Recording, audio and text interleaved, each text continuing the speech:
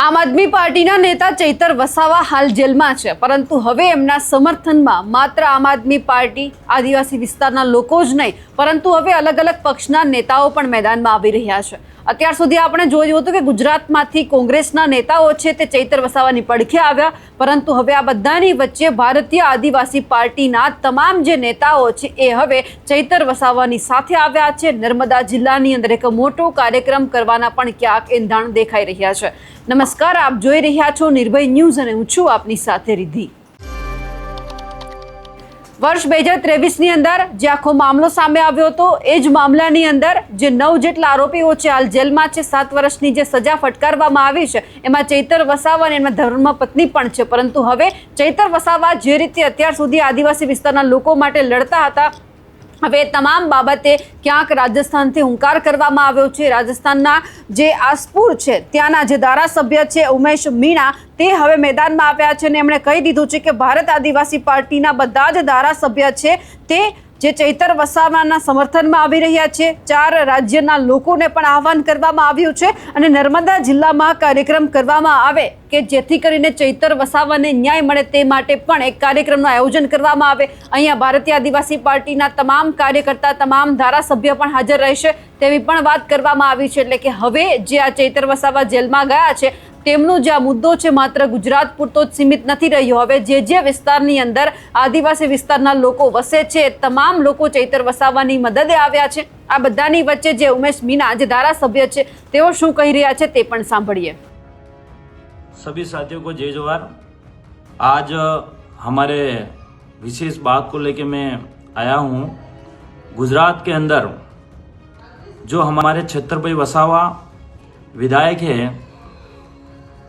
नर्मदा जिले से डिडियापाड़ा विधानसभा से विधायक साथी हैं और उस विधायक साथी को वो विधायक एक आदिवासियों की आवाज़ उठाने वाला, ST SC OBC की आवाज़ उठाने वाला, जिस तरह से भारत आदिवासी पार्टी और आदिवासी समाज के विचारधारा पर काम करने वाले व्यक्ति को षड्यंत्र रूप से फंसाया जा रहा है, इस बात को लेके भारत आदिवासी पार्टी विरोध और इस निंदा करती हैं. जो सरकार के ये कार्य हरकतों को लेकर डबल इंजन की सरकार, भारत के संविधान के अंदर 5वीं अनुसूची 244(1) में आदिवासियों के जल जंगल जमीन और विशेष अधिकार अनुच्छेद 13(3) के ग्राम सभा को विधि का बल होने का दरकिनार कर गुजरात के नर्मदा जिले के डिडियापाड़ा जो विधायक साथी हमारे छत्रपति वसावा है, उनको षड्यंत्र रूप से झूठे मुकदमे में फंसाकर जेल में बंद किया गया है और साथ ही उनके साथ 7 आदिवासियों को जेल में डाला गया है.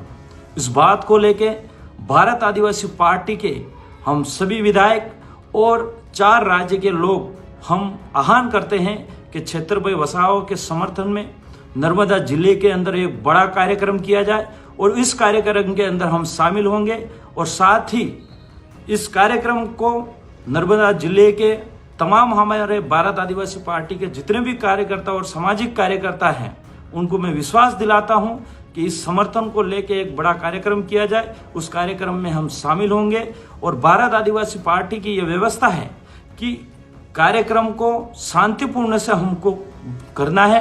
साथ ही हम लोग भारत के संविधान को मानने वाले लोग हैं, कानून को मानने वाले लोग हैं, लोकतंत्र को मानने वाले लोग हैं. तो हम इस कार्यक्रम के अंदर किसी भी प्रकार से कोई दादागिरी वाला जैसा कार्यक्रम नहीं करना है. शांतिपूर्ण से कार्यक्रम करना और शांतिपूर्ण से हमें छत्रपति वसावा को न्याय दिलाने का काम करना है.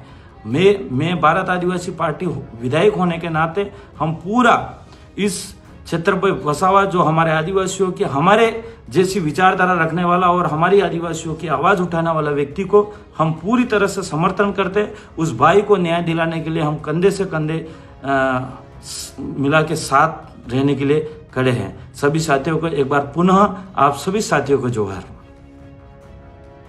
હવે અહીંયા જ્યારે અલગ અલગ પક્ષના નેતાઓ અહીંયા જોડાઈ રહ્યા છે ત્યારે સવાલ એ થઈ રહ્યો છે કે હવે આ લડત માત્ર આમ આદમી પાર્ટીની નથી પરંતુ આદિવાસી વિસ્તારના લોકોની પણ બની ગઈ છે, કારણ કે જેમના માટે જે વ્યક્તિ લડે છે એ વ્યક્તિને સમજવા માટે, એ વ્યક્તિને સાથ અને સહકાર આપવા માટે હવે એમનો સમાજ પણ તૈયાર છે. પરંતુ જ્યારે હવે જે રાજસ્થાનથી હુંકાર કરવામાં આવ્યો છે અને કહી દીધું છે કે માત્ર રાજસ્થાન નહીં પરંતુ જે વિસ્તારમાં આદિવાસી વિસ્તારના લોકો વસે છે એ બધા જ લોકો ભેગા થશે અને જે નર્મદા છે ત્યાં જશે અને મોટો કાર્યક્રમ કરવામાં આવશે. પણ હવે એ જોવાનું છે કે આ કાર્યક્રમ ક્યારે કરવામાં આવે છે, તેમના ઉપર પણ સૌ કોઈની નજર રહેશે. પરંતુ હવે જે આખું આંદોલન છે અલગ અલગ રાજ્યમાં ફેલાઈ રહ્યું છે તેમને લઈ આપ શું માનો છો કમેન્ટ કરીને ચોક્કસથી જણાવજો. સાથે જ અમારી નિર્ભય ન્યૂઝ ચેનલને લાઇક, શેર અને સબસ્ક્રાઇબ કરવાનું ભૂલશો નહીં. નમસ્કાર.